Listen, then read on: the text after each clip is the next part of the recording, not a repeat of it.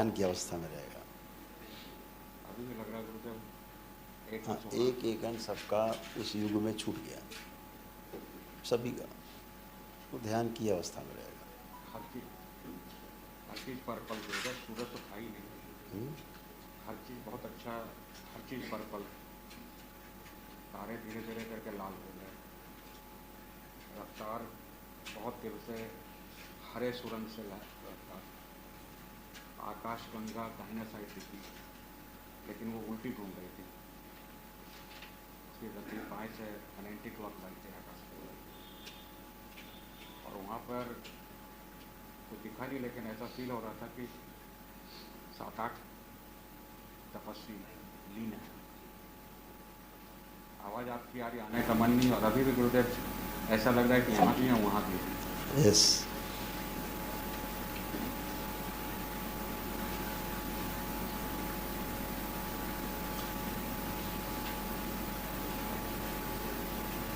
लाखों वर्षों पीछे चले गए, कई लाख वर्ष पीछे आप लोग गए, बहुत पीछे चले गए।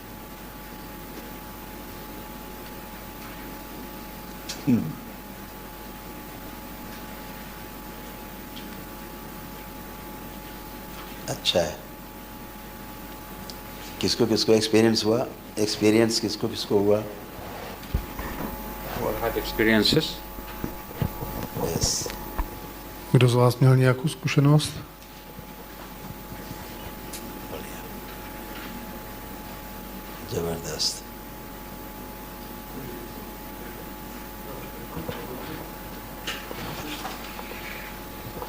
Mají pásy tu Štefan?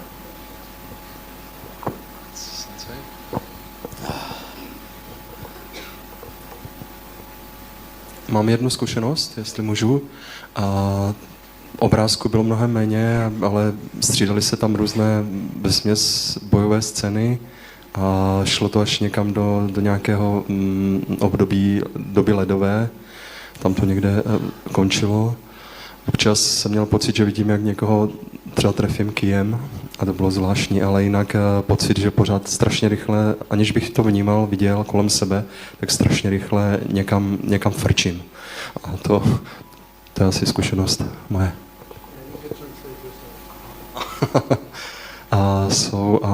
There were much less pictures than the last time, than the previous time. Most of the scenes I saw, there were fragments of fighting scenes, wars or just clashes, because as it went deeper, so I had a feeling that I am in Ice Age. And so I smashed someone's head with the club, and then there was something like before I remember we cut throat of some lady being tied to a tree, and these are just the fragments. But otherwise, I had a interesting feeling that I am super fast flying somewhere. I couldn't see it, but I felt it actually. I just felt that I'm being towed somewhere, and I was sweating a lot actually. ऐसा लग रहा था जैसे ये बर्फ़ के युग में चला गया हो, आइस एज में, और देख तो नहीं रहे थे, लेकिन ऐसा फील हो रहा था कि बहुत तेज़ रफ्तार से उड़ रहे हैं, और रास्ते में युद्ध का दृश्य था। इन्होंने भी किसी को पीटा, सर फोड़ा, कूटा, ये सब होते होते, और ऐसा अनुभव आ रहा था कि जैसे बिल्कुल बर्फ़ के युग में हूँ।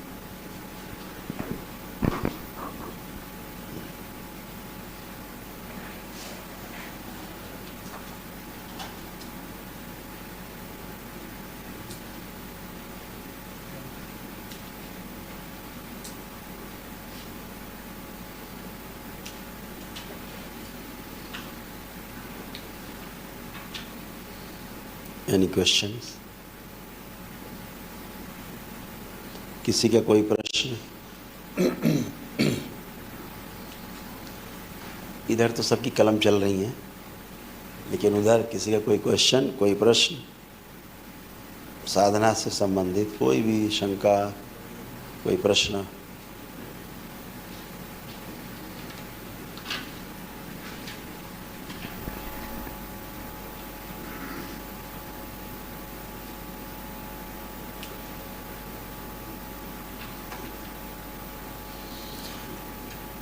Anyone questions?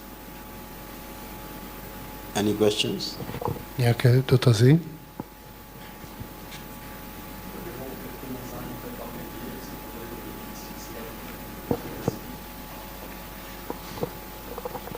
I have a question about erasing the memory. If it was the same effect as we experienced last time during this traveling to 5,000 years, and now it was 10,000 years. इनका प्रश्न है कि क्या जैसे पिछले 5,000 वर्ष पीछे जाने पर उस समय के रोग नष्ट हो गए, तो क्या वैसे ही घटना अब भी घटी कि उस युग में जाकर के तमाम रोग और कष्ट नष्ट हो गए? अभी उस प्रक्रिया में नहीं गए। अब वो प्रक्रिया नहीं रही जी। No. अभी उस प्रक्रिया में नहीं गए। उस युग में इतनी मारा मारी नहीं थी। That time that you traveled actually didn't have that much of the problems, and so you were least affected, and so you are not part of that process. Ne, protože nejste součástí toho procesu, protože v tom čase, kam jste cestovali, tam nebyly takové problémy, a takže ne. क्योंकि आप 10,000 वर्ष पीछे जाने का शाब्दिक अर्थ है कि आप लाखों वर्ष पीछे चले गए, कई लाख वर्ष पीछे चले गए।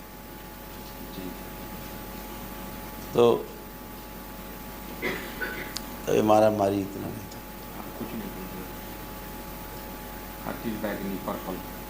दुष्ट भी होते थे और तपस्वी होते थे।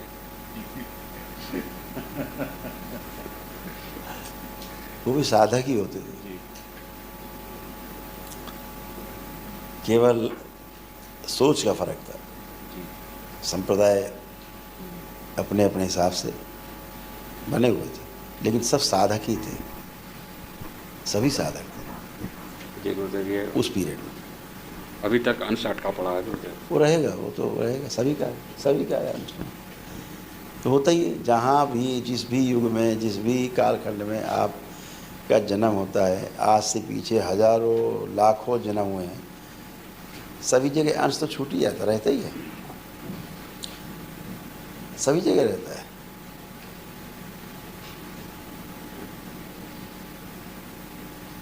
बस दरबार ये करता है, जब आपको जिस कालखंड में यात्रा करा देता है, वहाँ पर जिस अवस्था में आप ध्यान की अवस्था में यहाँ से गए, तो वो अंश ध्यान की प्रक्रिया में सक्रिय हो जाता है और हमेशा वो ध्यानस्थ ही रहता है वहाँ, तो उसका प्रभाव आएगा।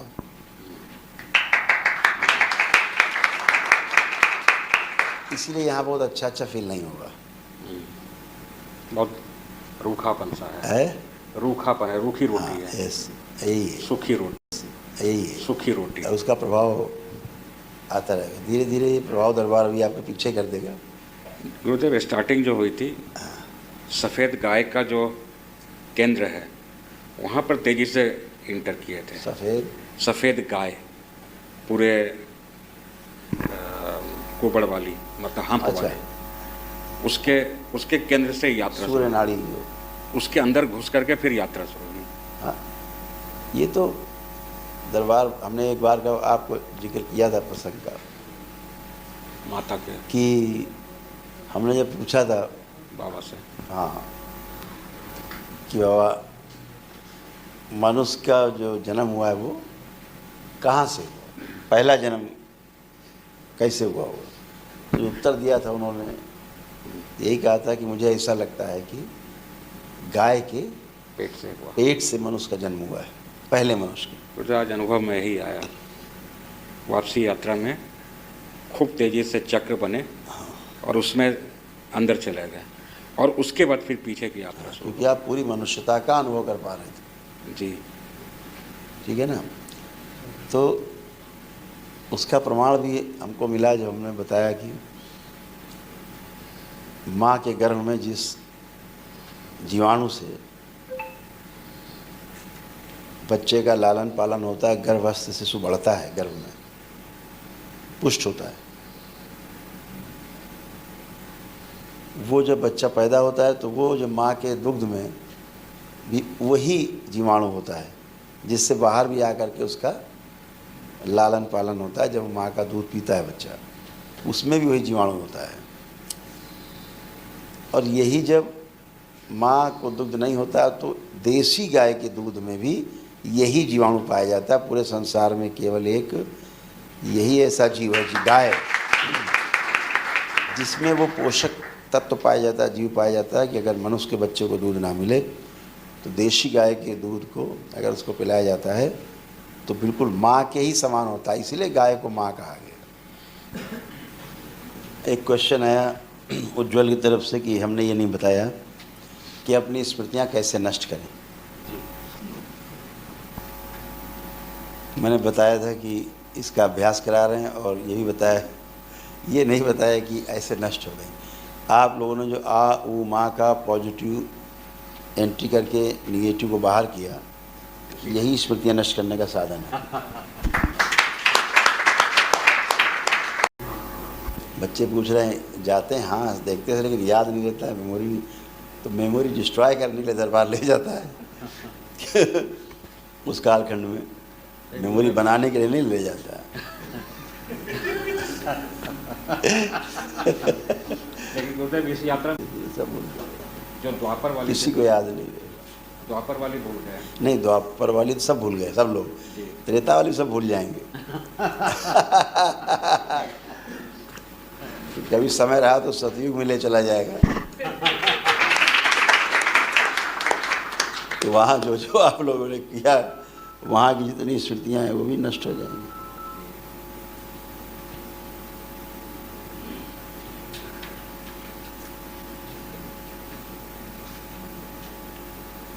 कौन है बेटा?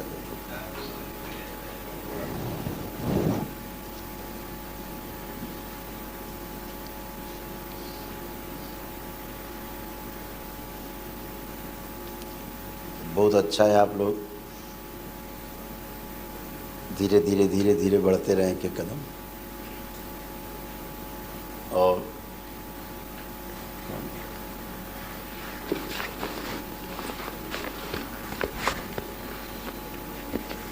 साधना का अर्थ ही है स्वयं को साधना, बैलेंस करना।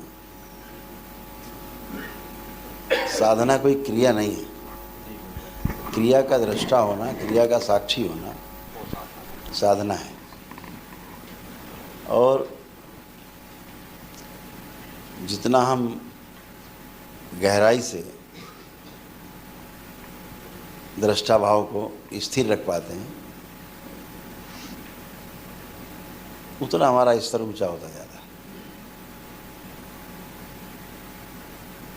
साक्षी भाव जो है वो हमारी आत्मा का विषय है। साक्षी भाव शरीर का विषय बिल्कुल भी नहीं है, न बुद्धि का विषय है, बुद्धि से परे है।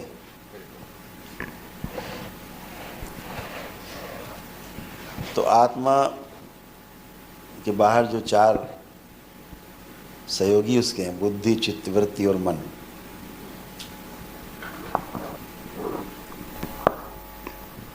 वो साक्षी नहीं होते। साक्षी उनका केंद्र है। केंद्र में आत्मा नामक तत्व, हम उसका नाम देते हैं आत्मा जी। आत्मा नाम इसलिए देते हैं कि परमात्मा का वो अंश है जी। शिव का अंश है जी। जिसे हम आकाश तत्व कह सकते हैं, महाआकाश, परम आकाश, जी। ऊर्जा, महा ऊर्जा, परम ऊर्जा, कोई भी नाम दे सकते हैं। हर दो तत्वों को बीच में जोड़ के चलने वाली, सृजन या विध्वंस करने वाली जो शक्ति है उसका नाम है शिव।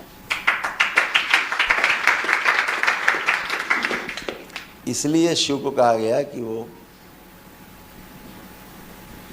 जन्म और मृत्यु उनके दोनों हाथ में है। जी। सृजन विध्वंस दोनों उनके हाथ। तो ये जो तत्व है वो एक निश्चित और अच्छी दूरी बना के रखता है। ये निश्चित और अच्छी दूरी चाहे हमारी उंगलियों के पोर की हो, चाहे कलाई की हो, चाहे गर्दन की हो, या हाथ की कोहनी, कोई भी जोड़ ज्वाइंट है पूरी बॉडी में, अंदर जो अंग हैं उनमें भी अंदर एक दायरा है सबका, एक अंग दूसरे अंग में नहीं मिल सकता। जी जी। उनके बीच एक निश्चित और अच्छी दूरी बनी हुई है। ऐसे ही यह निश्चित और अच्छी दूरी प्रत्येक परमाणु के एक एक अंश में बनी हुई है। बिल्कुल। और यह जो निश्चित और अच्छी दूरी चाहे पृथ्वी और सूरज के बीच की हो, चाहे धरती और सूरज के बीच की हो, चाहे जितने भी ग्रह गोल नक्षत्र जितने भी हैं उनकी आपस की दूरी हो, वो एक निश्चित और अच्छी दूरी के कारण ही सुरक्षित रूप से गतिशील हैं, बिल्कुल क्रिया में हैं। जी। और जो क्रिया में हैं ये इसलिए क्रिया में है कि जो शिव है, जो कि क्रियाशील नहीं है, क्रिया शून्य है जी। उस क्रिया शून्यता की वजह से प्रत्येक इकाई जो दिखाई देती है वो क्रिया में है, क्रियाशील है। तो हर वो इकाई जो दिखाई देती है विध्वंस होते हुए, सृजन होते हुए, उसके विध्वंस और सृजन का आधार शिव है, शिव ऊर्जा है। शिव का अर्थ होता है जो है ही नहीं। है ही नहीं का मतलब ये नहीं कि वो है नहीं, ना होते हुए भी सभी क्रियाओं का आधार वो है जो नहीं है। जैसे हमें आप सुन पा रहे हैं तो हमारे आपके बीच में जो स्पेस है, जो तरंगें बीच में बह रही हैं, उनके कारण आप हमें सुन पा रहे हैं। अगर ये स्पेस ख़त्म कर दिया जाए तो सब एक दूसरे में जुड़ जाएंगे, घुल मिल जाएंगे, लड्डू बन जाएंगे, अस्तित्व नहीं रहेगा। तो हमारे चलने फिरने का आधार यही स्पेस है, हवाई जहाज उड़ने का आधार भी यही स्पेस है, हमारे हाथ पैर हिलाने का आधार, हमारी आंखें पलकें झपकाने का आधार भी यही स्पेस है। और यही स्पेस इन हर दो हड्डियों के बीच में है, यही स्पेस धरती और सूरज के बीच में है। इसी को परमेश्वर कहा गया, इसी को शिव कहा गया। साधारण शब्दों में इसे ईश्वर कहा गया, इसी स्पेस को ईश्वर कहा गया। ईश्वर का ही ये सारा ऐश्वर्य है जो दो आंखों से दिखता है। ईश्वर इन दो आंखों से दिखता नहीं,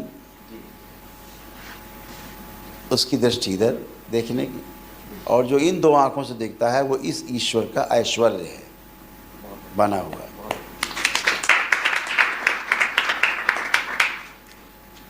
जब ये निश्चित और अच्छी दूरी कम या ज़्यादा हो जाती है तो उसे रोग कहते हैं, रोग बनता है। अगर ये हड्डी की दूरी जो है कलाई की ज़्यादा हो जाएगी तो दर्द होने लगेगा, घूसा मार दिया कम हो गई तो दर्द होने लगेगा।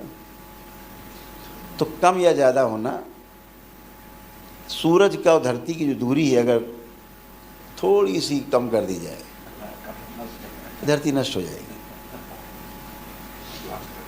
ऐसे ही यही जो बीच का स्पेस है वह एक निश्चित और अच्छी दूरी में अपने को बनाए हुए है।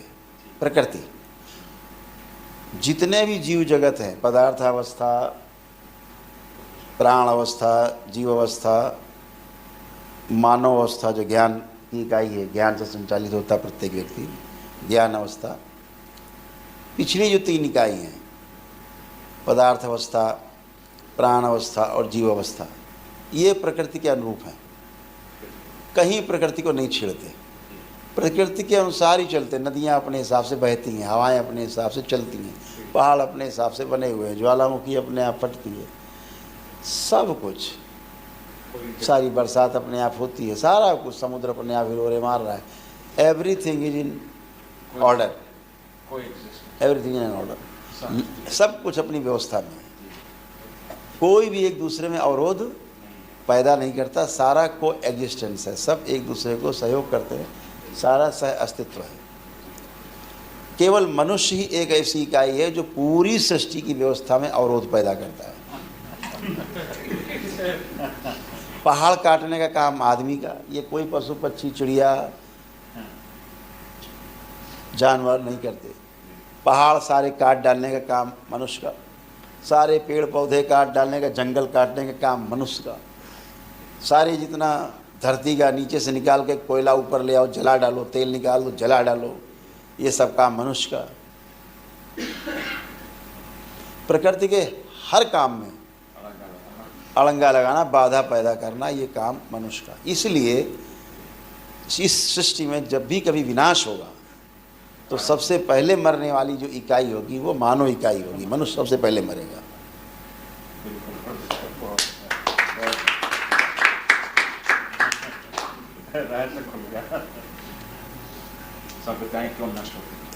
जितने भी हम पदार्थ अवस्था में, कभी हम पदार्थ रहे हैं, कभी हम प्राण अवस्था में पेड़ पौधे रहे हैं, कभी हम जीव जंतु रहे हैं, आज ईश्वर कृपा से, गुरु कृपा से हम मनुष्य शरीर में हैं। पीछे जितने भी हमारे जन्म रहे हैं, किसी भी रूप में रहे हैं,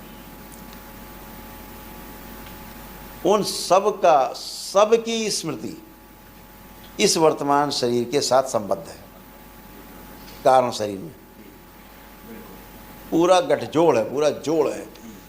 हम आपको यात्रा इसीलिए, दरबार आपको यात्रा इसीलिए करा पाता है, दूसरे आयाम में ले जा करके, दूसरे कालखंड में लाखों वर्ष पीछे ले जाके आपको यात्रा करा पाता है, क्योंकि आपके अंश वहाँ पर मौजूद है। जो आकर्षण है उसमें, आप उन अंशों में, आपके इस अंश के शरीर में निश्चित और अच्छी दूरी कायम ना हो पाने के कारण रोग हैं, कष्ट हैं, शारीरिक, मानसिक, आध्यात्मिक कष्ट हैं। दरबार जब आपके इस अंश से आपका मिलन कराता है तो एक निश्चित और अच्छी दूरी कायम करता है आपके उसके बीच में, तो वहाँ से आपको आनंद की अनुभूति होती है। जैसे पिछले महाभारत काल में ये जब युद्ध में थे तो इनके तीर घुसे हुए थे सारे घुटनों में, गर्दन में, यहाँ बैक साइड तीर ही तीर घुसे हुए थे, और तड़प तड़प के इनकी मृत्यु हुई। सड़गल के सब सड़े, बहुत दिनों मृत्यु इनकी हुई उस युद्ध क्षेत्र में। वो कष्ट, दर्द इनको अभी तक बने रहे। सड़गल रहा था, उनके डॉक्टर ने बता दिया कि काटना पड़ सकता है पैर। दरबार ने जैसे ही वो स्मृति नष्ट की, उनके उस कालखंड में ले जाके इनका कष्ट चला गया, ख़त्म। और ये सब पस बन रहा था, सारा पस इनका सूख गया है, लगभग अभी 90% में भी कि ये स्वस्थ है इनका पैर। क्या बोलते हैं ये भी? व्हाट डिड ही से? Gurudev just explained. Sorry, I didn't translate what Gurudev continued. I will explain it later, but then just very briefly will explain that in every era. Jenom v rychlosti, omlouvám se, že nestíháme překlad, ale... This one.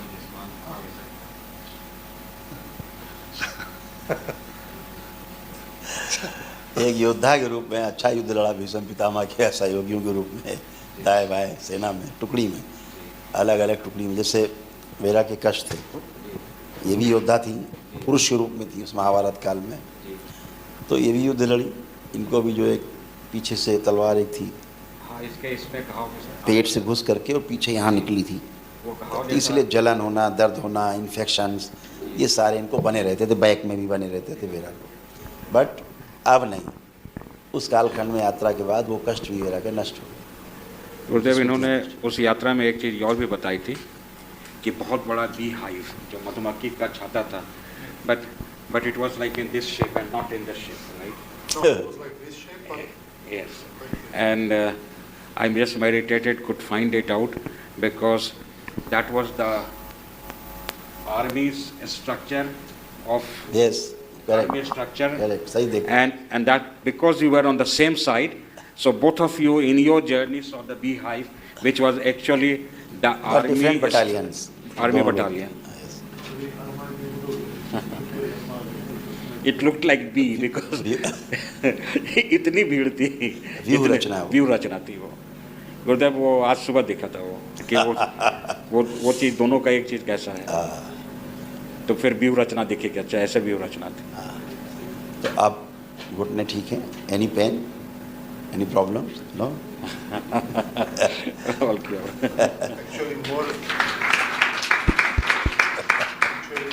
I had pain in the back since the childhood, and that disappeared, and that disappeared as well yesterday. In fact इसके घुटने के अलावा इनको बचपन से कमर में पीछे बचपन से दर्द था, जो जिसके बारे में इन्होंने कभी बताया नहीं क्योंकि बचपन से था, तो कल वो भी चला गया। Yes. When I was 17, doctors told me when I get old, if I don't exercise, I will end on wheelchair because of it. हमेशा स्ट्रेस रहता था वहाँ पे। डॉक्टर ने कहा था कि जब आप बूढ़े होंगे तो अगर आप एक्सरसाइज छोड़ देंगे तो आपको व्हीलचेयर की आवश्यकता पड़ेगी। जब ये 17 साल के थे तब इन्हें ऐसा बताया गया। यस, वो छूमंतर हो वो भी गया। चला गया। तो ये सब उस युग की कष्ट थी, इसलिए ये सब प्रार्थना से नहीं जाते। जी ये दूसरे युग के कष्ट हैं, जी, दूसरे युग के कष्ट। दूसरे युग के कष्ट हैं, इसलिए जी। आपके वर्तमान की प्रार्थना से वो कनेक्ट नहीं हो पाते, हाँ हाँ हाँ हाँ। इसलिए नहीं जा पाते। आप जितना रहते हैं वर्तमान में रहते हैं, वर्तमान के अनुसार आप अपने सारे कष्ट को रिलेटेड जितनी यात्रा करके भी आप आए हैं वहाँ तक तो सब हो जाता है आपके संकल्प से। जो युग पर आप पार कर जाते हैं तो फिर वो गुरु कृपा विशेष रूप से जब होती है, ऐसे ही कोई बाबा की कृपा, तब ये सब चीज़ें मैनेज होती हैं। अर्थात गुरुदेव जो युग परिवर्तन जो हो रहा है तो पूरा जो गैलेक्सी है सब कुछ ये वो पूरा मूव कर गया, एकदम इसीलिए कनेक्ट नहीं हो रहा है। नहीं होते कनेक्ट, ओ फिर उस युग में ले ही जाना पड़ेगा, जाना ही पड़ेगा। तो जो गुरुदेव जो पूरी गैलेक्सी का आरोहण या अवरोहण है, हाँ, उसी क्रम की वजह से इसीलिए परिवर्तन है युग का। होता ही इसीलिए है, जी, और चूंकि आधार है वो, अब बहुत दूरी हो गई तो रेंज से बाहर चला गया वो बिल्कुल। आधार है। जी गुरुदेव। हाँ, रेंज से बाहर हो गए, जी फ्रिक्वेंसी से बाहर। फ्रीक्वेंसी से बाहर हो गए। सो बिकॉज दरबार का ऑफिशियल चैनल करौली सरकार ईश्वरीय चिकित्सा विज्ञान केंद्र चैनल को जरूर सब्सक्राइब करें। नमः शिवाय।